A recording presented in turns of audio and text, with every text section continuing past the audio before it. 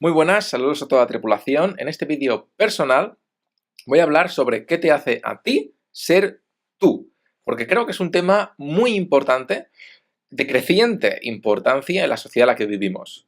Como algunos sabréis, decodificamos el ADN hace unos años y poco a poco estamos teniendo terapias genéticas a través de herramientas como CRISPR, que es una herramienta de edición genética. Y esto pues va a ir a más con el paso de los años, como es natural. Y ahora mismo estamos decodificando el cerebro humano, como en su momento decodificamos el ADN. Y cuando llevábamos un 1% del ADN decodificado, tardamos 7 años en terminar de decodificarlo, porque cada año doblábamos la velocidad a la que conseguíamos información del ADN, a la que decodificábamos el ADN. Y entonces, cuando pasó un año teníamos un 2%, el segundo año un 4%, el tercer año un 8%, el cuarto año un 16%, el quinto un 32%, el sexto un 64% y el séptimo un 128%, o sea, un 100%. Con el cerebro humano pasa lo mismo, se consigue información a un ritmo exponencialmente acelerado. El problema es que, asumiendo que se pueda establecer una relación cerebro-ordenador, que es lo que mucha gente intenta como una de las 3 enfoques para alcanzar la llamada amortalidad.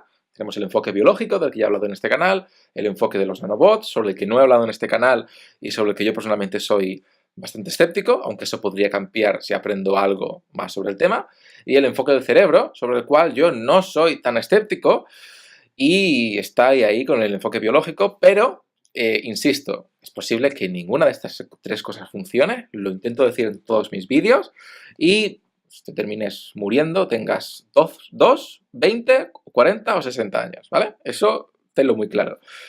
Pero sí que es verdad que vivimos en un tiempo muy inquietante por ese tipo de cosas que estamos haciendo, por el hecho de que nuestras vidas cada vez cambian más rápido y de forma más dramática.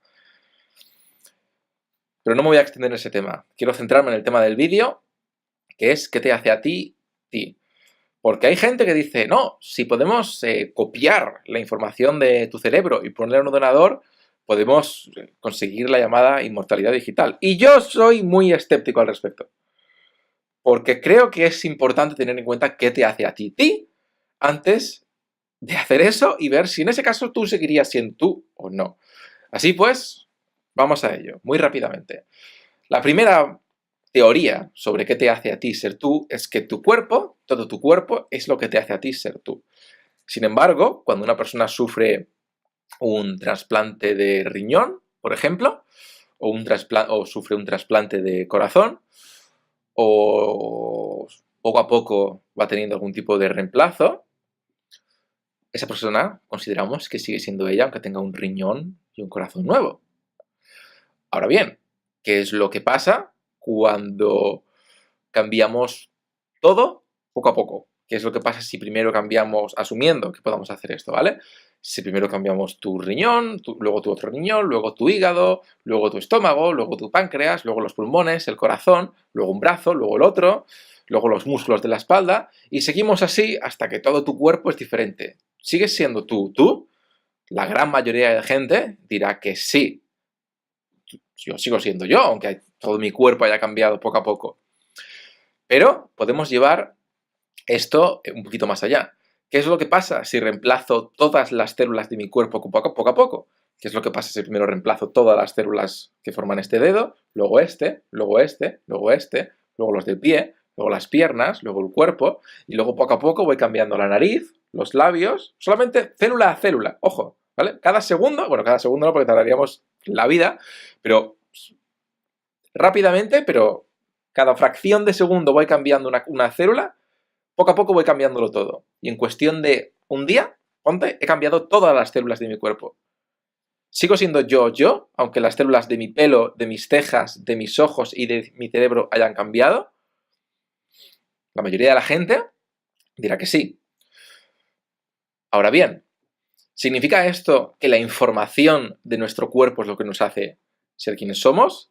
Esto es más discutible. Habrá gente que dirá, no, lo que te hace a ti es el ADN, eso que te dan tus padres, un 50% de tu madre y un 50% de tu padre, salvo que tu ADN mitocondrial sea una tercera persona, donde ya hay casos. Por ejemplo, simplemente buscar en Google ADN mitocondrial niña Reino Unido, probablemente, y os saldrá una niña que por motivos de salud tuvo ADN mitocondrial de una tercera persona, ya que eso es lo único que sí que puedes cambiar en este sentido, y sería normal. Sus dos padres siguen siendo los del ADN nuclear, pero tiene un tercer progenitor que aportó el ADN mitocondrial. Pero bueno, ¿es tu ADN lo que te hace a ti ser tú? Bueno, hasta cierto punto mucha gente al principio diría, sí, sí, pero luego te paras a mirar cuando una madre tiene dos niños idénticos que tienen el mismo ADN cuando nacen y dicen, no, mis dos hijos o hijas son diferentes aunque tengan el mismo ADN. Y conforme van creciendo, más aún. No son la misma persona. Bien, esto puede también relacionarse con el tema de los hemisferios del cerebro, pero vamos a avanzar un poquito más. ¿Es entonces el cerebro lo que te hace ser tú? ¿La cabeza?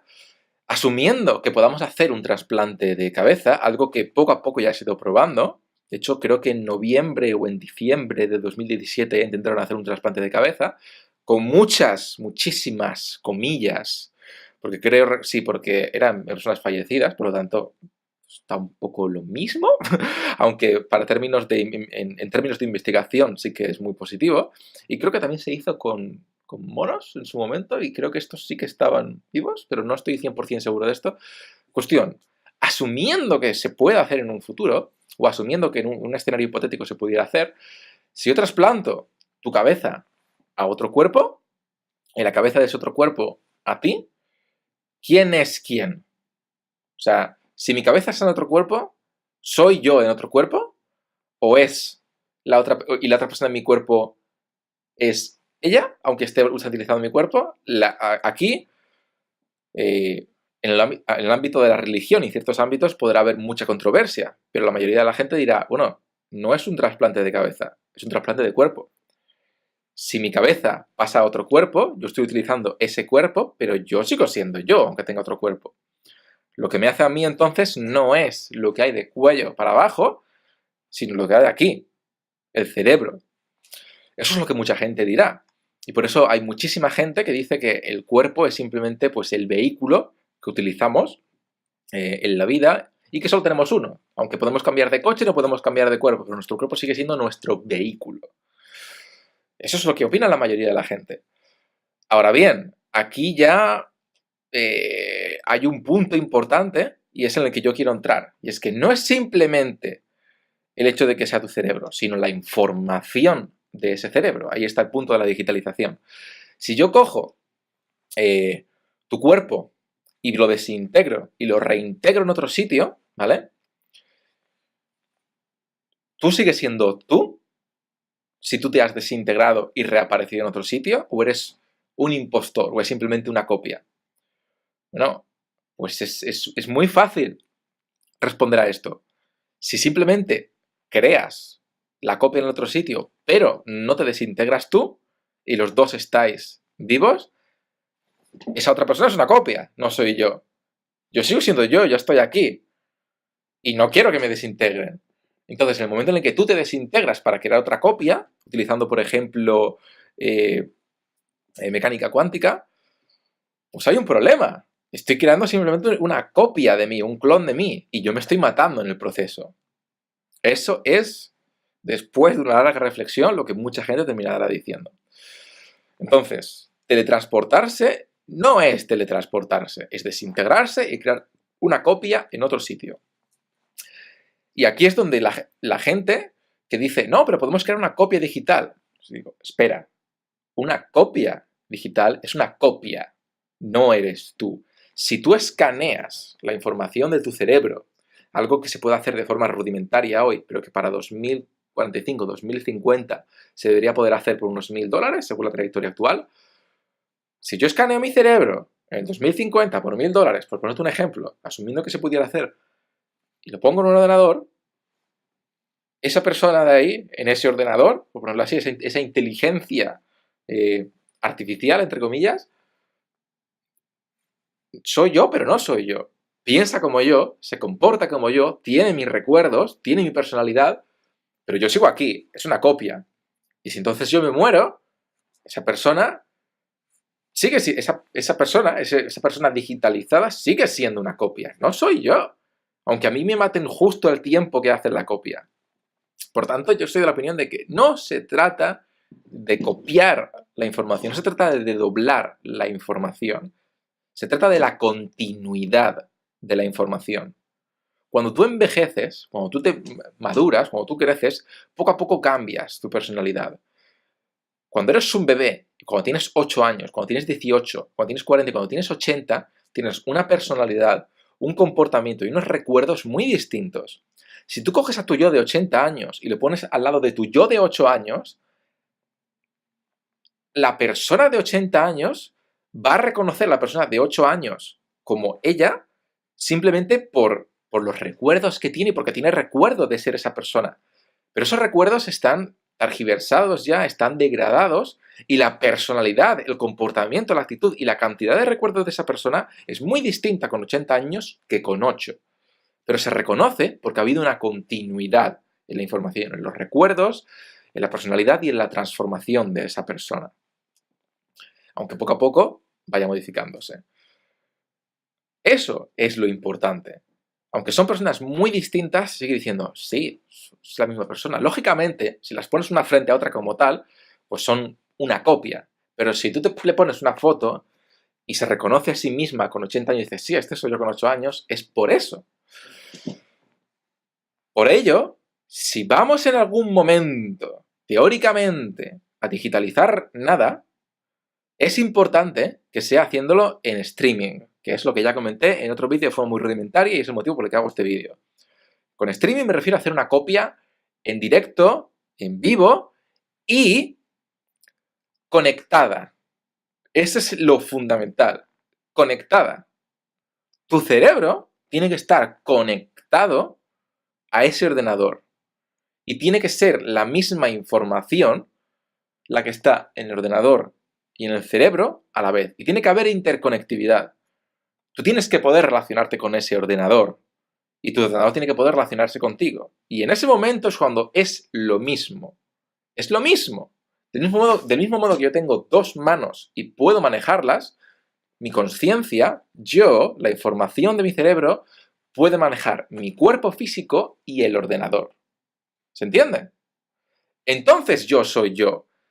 Si mi mano, por un lado, puede controlarse a sí misma y la otra mano puede controlarse a sí misma, pero no pueden controlar a la otra, son manos están completamente separadas y no tienen relación la una con la otra. Lo mismo pasa si la información mía en el ordenador y la información mía en mi cabeza no están conectadas y no pueden tomar control del cuerpo o del ordenador respectivamente. Estamos hablando de una cosa que controla dos cosas, no de dos cosas que controlan dos cosas separadas. Eso es lo importante. Y por eso yo insisto muchas veces en que no es la situación, lo que pretendemos no es hacer una copia o digitalizar una copia de lo que tenemos, sino ser capaces de extendernos allí. Y es en ese momento en el que si, por ejemplo, yo quemo el ordenador, lo destruyo, le pego un machetazo, pierdo conexión con el ordenador, pero yo sigo aquí en el cuerpo. Y si al contrario yo estoy tanto en el ordenador como en el cuerpo y le pego un machetazo al cerebro en el cuerpo, pierdo el cuerpo, pero yo sigo en el ordenador. Y entonces simplemente puedo coger y extenderme a otra copia de mi cuerpo, por ejemplo. O al revés, si he perdido el ordenador, puedo extenderme a otra copia a otra copia. Puedo conectarme a otro ordenador. ¿Se entiende? Eso es lo importante, eso es lo que quiero decir. De verdad, creo que es fundamental. La pregunta es, ¿se puede hacer esto? Teóricamente sí, ya tenemos pequeñas interfaces cerebro-ordenador, pero son muy limitadas. Sí que es verdad que podemos, por ejemplo, hoy en día, con el cerebro, controlar una prótesis robótica. Esto ya se ha hecho. Y esto ya se ha hecho en humanos, ¿vale? Pero de ahí a ser capaces de llegar a ese nivel tan profundo, pues habrá que ver hasta qué punto, tras decodificar el cerebro y tras seguir desarrollando las interfaces cerebro-ordenador que ya se están relacionando, esto se puede hacer. Porque yo soy de la opinión de que tu cerebro no deja de ser un cerebro biológico en lugar de un cerebro sintético.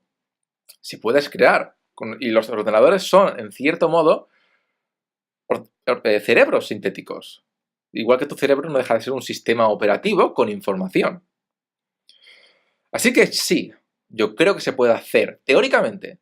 Que el ser humano consiga hacerlo o no es otra historia muy distinta, ¿vale? Y ahí es donde yo soy más escéptico.